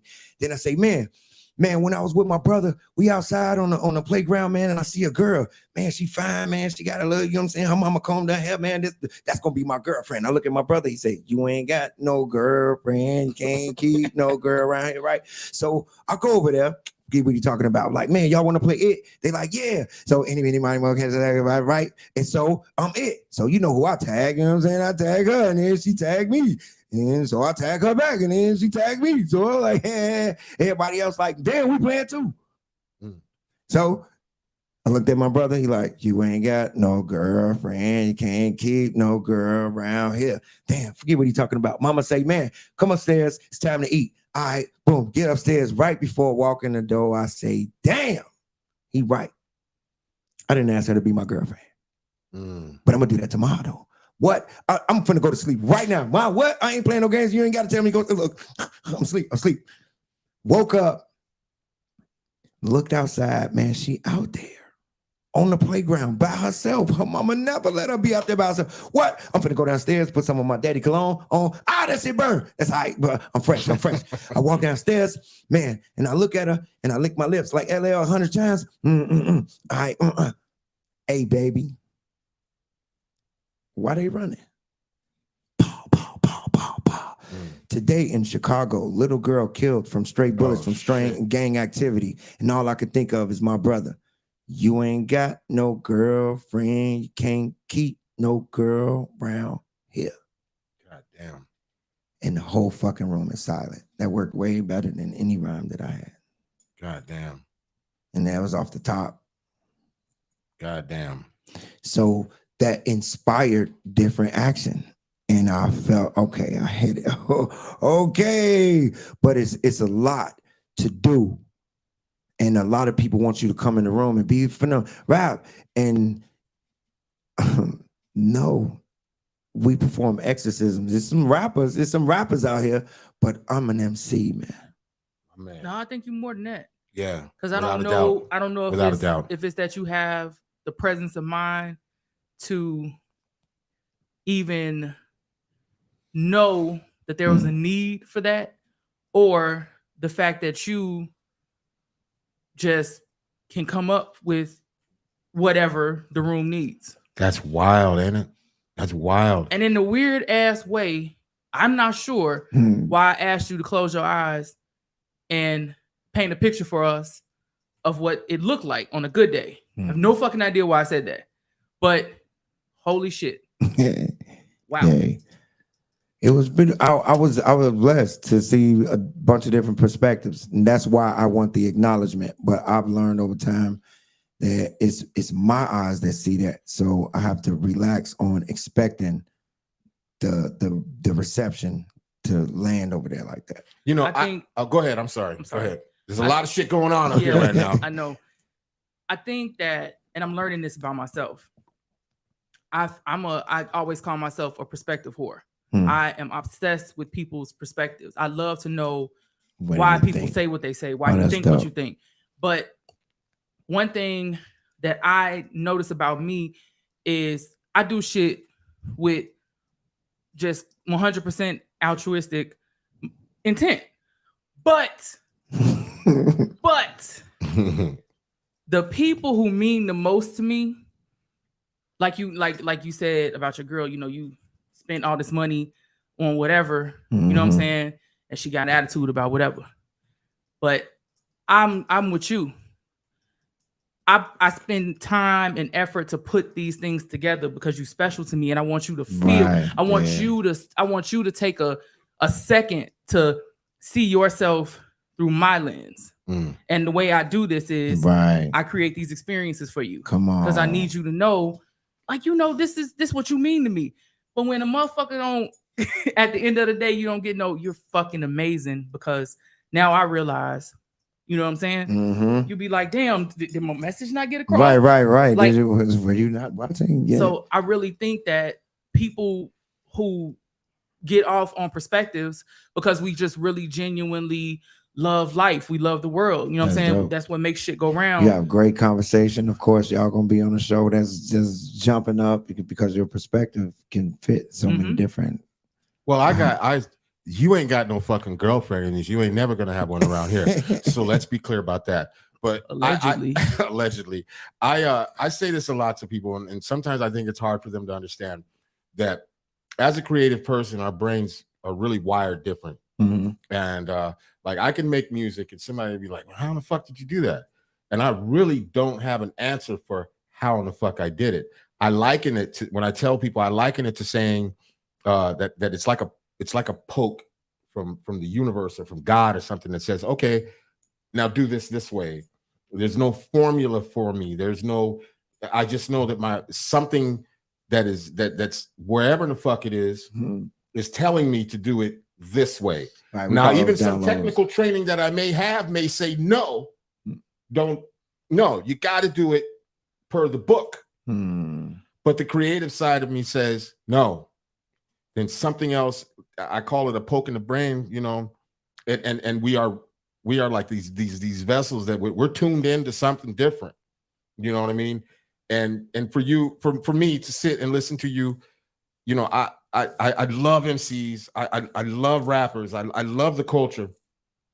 And I'm a person who listens. You know what I'm saying? I listen to rappers. I listen to what they say. I listen to their intent. I listen to all of these things. And when I'm sitting here listening to you, I'm not, you know, my brain is just, it's not out of focus, but it's just like, fuck, where do I, I'm trying to stick my finger on, but every time I think I got my finger on it, here you go with something else.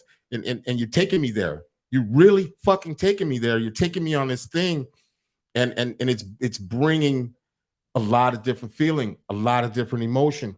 And it's like, I tell people when they talk about like Biggie and Pac, let's be very clear. Pac was not a lyricist.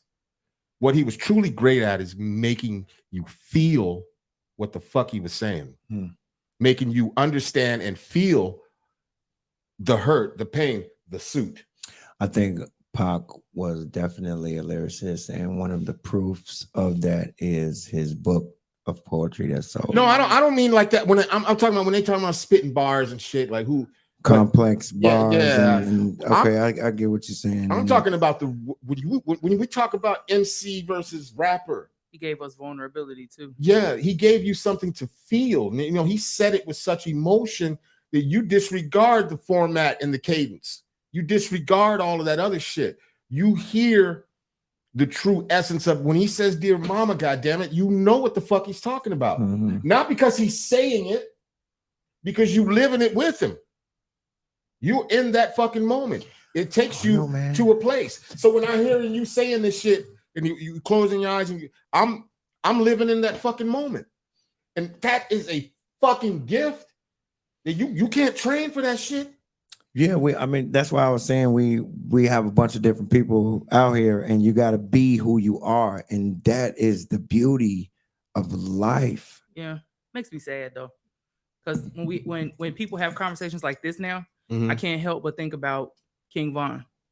Because for me, I really wanted 15 years from now to look back and hear him mention in that way because of his ability to tell a story. Right. Like it was in there. I was gonna say that about Pac. Brenda's Got a Baby was yes. It and Brenda's her Man, name. good She got a time. baby. That is Walt Whitman, the style of writing.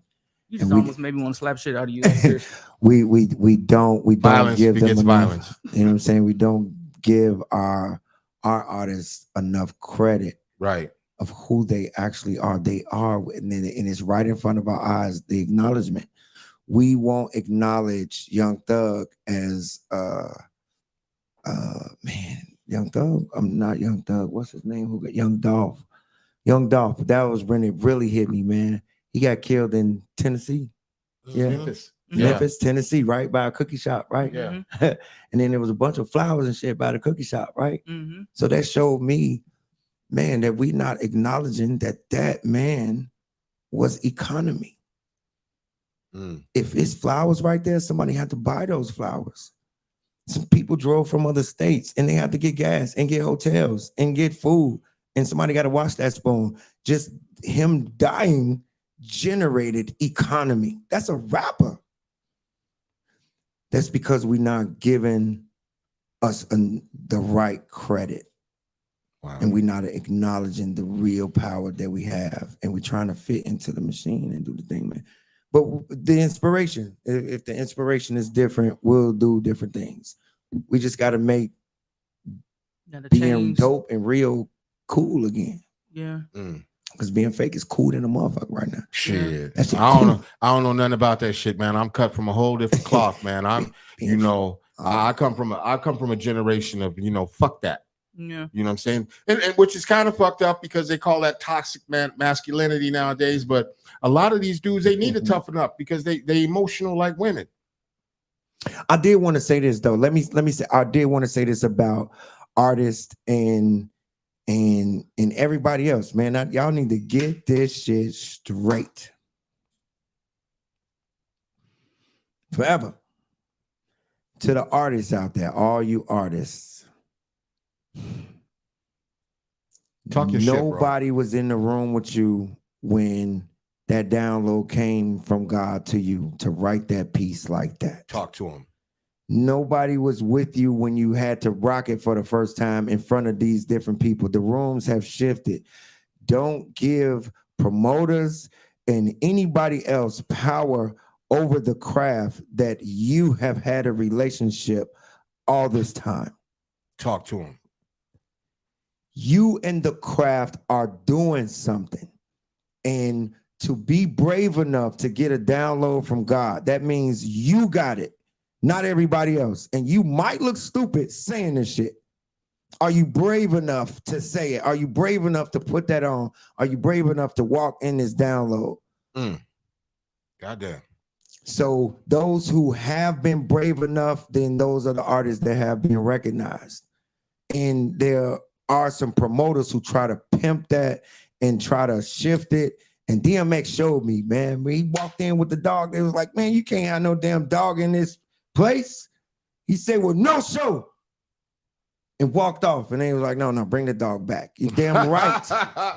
Hey, look, when I met DMX, man, shout out to DMX, rest in peace, man. When I met him, I didn't know what to think.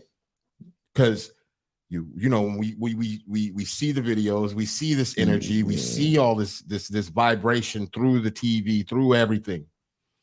When I tell people that motherfucker was true to self, they don't know what I fucking mean.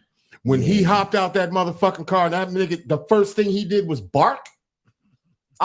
First thought was, this nigga truly crazy. Yeah. That's first initial thought. Yeah, that's usually. But then he comes in and he's just energy. He's just pumped. He's just this. This is not a game. This is his life. This is how he lives. This is his truth. Yeah. So when he passed away, rest in peace, motherfuckers be like, you met him. How was he? Shit, he was everything that you think he was, and then some. See, do you want that? Do you seek that? Do you see yourself as that when you walk your day to day, when you walk in your own shoes and you walk in your own truth? Do you see that? Do you feel that? No, I don't, because the acknowledgement is not there, and it's not rich for me. And my love language is acknowledgement. So this is not necessarily the best place for me to thrive. So I thrive in other places. I visit here. You know what I'm saying? I see what it is and what it turned into be. But the acknowledgement, let's look at DMX, man. Let's stop playing. Let's stop playing with ourselves. DMX, who had a damn six-pack. Do you know how many damn crunches you got to do to have a fucking six-pack? Oh, trust me, I know. Do you know the diet? You talking about rich man who get food all the time and drinks and shit, was in shape? Yeah. How many pictures did he take?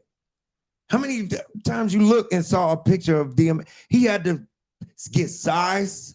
He had to be somewhere on time. He had to fucking stay there all day for the photo shoot. How many shows have you done?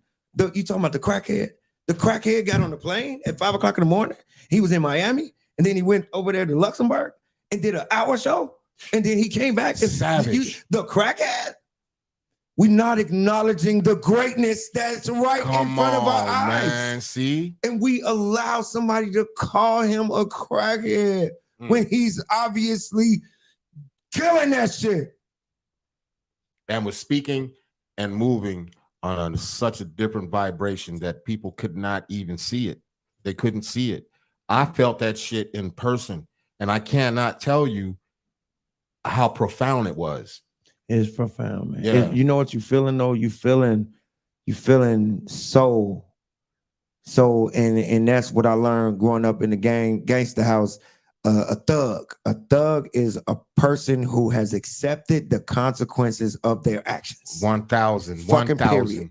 I kill that nigga. You gonna go to jail? I don't give a fuck. That nigga shouldn't have did blah, blah, blah. They accept the consequences of their actions. 100%. And when they speak, they might not know the right word, but you know what the fuck I'm talking about. 1,000. That you know is soul and intent. Yeah. And he was all that. Yeah. And was able to record and was able to do movies and a whole bunch of other stuff. Man, they tweaking. Hip hop has allowed others to smother these giants and geniuses. That's why I say it don't change. What KRS-One did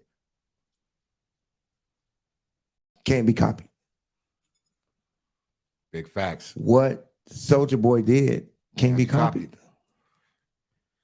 What Chance did can't be copied. I watched it. A lot of people don't see it right now, but when Chance dropped that shit for free streaming, Jay-Z tried to drop 100 songs for like $100 or something. Like they tried to, it offset the entire matrix. Why? Because his music was good to his audience, and his audience got power. Right. And man, those are amongst the top. So all I wanted to do was make my influence on hip hop, whether it's through rapping or performing or shit, doing classes or whatever. Man, listen, we barely scratched the surface, man. We got to do a part 2. Yeah. We have got to do a part 2, man. There's no way around it, man. If we got to drag you out here, I'm back. Yeah. Yeah, like we 2 hours into this, man, and we could do this shit all motherfucking night long. I'm back. I want to shout out my lady Bengali. Hey man, right now, I want you to do me a favor. Do me a huge favor. Do me a solid. Do the show a solid. Tell motherfuckers right now how they can find you, where they can find you, how they can get a hold of you, how they can book you, how they can get to those classes, how they can get their kid to those classes. Tell these motherfuckers every goddamn thing they need to know to get a hold of you. And what you got going on too. Yeah, and by the way, speak slow, because we got some dumb motherfuckers out there. Okay. You may have to spell some of the shit out, because some of these motherfuckers may not know how to spell phenom. Okay. All right. Okay. Be careful, but just map it out like the best you know how to the most goofiest motherfucker you know how. Okay. And just let it be known. Tell the world, man, how to get in touch with Phenom, how to find Phenom's music, how to get down with the man right here with the master motherfucking plan. You know what I'm saying? All right. So you go to any console, phone, computer, whatever, hit www.PHENOM Universal.com. Slow that down. PHENOM Universal.com. That's my website, and my website has everything. That's my Walmart. So you go in there and then you can get to, you know what I'm saying, touch the products. Speaking of Walmart, We heard you got some fly ass hoodies, man. We ain't asking for much, man. Maybe you can slide a motherfucking hoodie or two so we can wear it on the show. You know what I'm saying? Get a little something. School shirt. Yeah, he liked the shirt. He liked the shirt. The shirt. He brought that shit up. He said, you got to talk to him, man. We try to get his shirt. We're gonna holler at Mello and get everybody, you know what I'm saying, suited and booted. Yes, sir. Let's do it then. And like I said, man, you a friend of the show. You basically family over here. That's all we're saying. Just pop up and pop in. We'll get you the link. The link ain't gonna change for you. For those that are friends of the show, the link won't change. Okay. And anytime you're sitting on your phone or at the crib or on a computer and you're like, oh, they doing a live show? Like, oh shit. Pop right on in, man. Oh, that's what's got up. you. All right. So then you can holler at Mello. I don't know if I should get his number out, but they can find him on IG or whatever. Tell them how to find him on Elite IG. Mind. Elite. Spell that for them. ELITE. Elite. ELITE. On and I'm That Boy Said. DATBOYSAID on Instagram. Yeah. That Boy Said. That boy said. That boy said. You heard what that boy said. And if they just Google you, they can find all that shit Yeah, also. you could definitely Google. It's a few phenoms out there. All right. And somebody went to LA thinking that I was in LA, and that wasn't me. No, they bootleg. They bootleg. Trust and believe. We know right now they bootleg. They bootleg. If it ain't the real Phenom Universal, that's a motherfucking bootleg. You know what I'm saying? Yeah, Phenom Universal. I want to shout out my babies. You know what I'm saying? I want to shout out all my children. I have some remarkable children, man. I don't know if you know, but my daughter is on The Shy. Have you seen The Shy? Yes, sir. Fucking love that show. You love the show? I do. You love the show? I love the show. My daughter is Maisha. On the she show. about to slap shit out you. My daughter Maisha, she man. about to slap and shit it's a out beautiful you. story. She just got nominated for a BET Award, and she on her way to LA right now for the BET Award. Like I said, if that motherfucker ain't Phenom Universal, it's a bootleg. Wait a minute. But absolutely. And her story is man, they had one scene where she was in the projects with the baby. Yeah. And we on set, like, look at God, because my mama was in that position, right? Dreaming about getting us out the greens. Her grandbaby is getting paid to portray that same damn position and get to drive home in a limo. Come on. Whoa, time the fuck out. Have mercy. We can't do this. We gotta have a part 2, goddamn And it. she write those lyrics. She write those lyrics. Hey. She write those lyrics. I got something for y'all to see, man. I wish y'all could see it. I got her at 5 years old, rocking the Firehouse Hip Hop Revival on the day that Curtis Blow was there.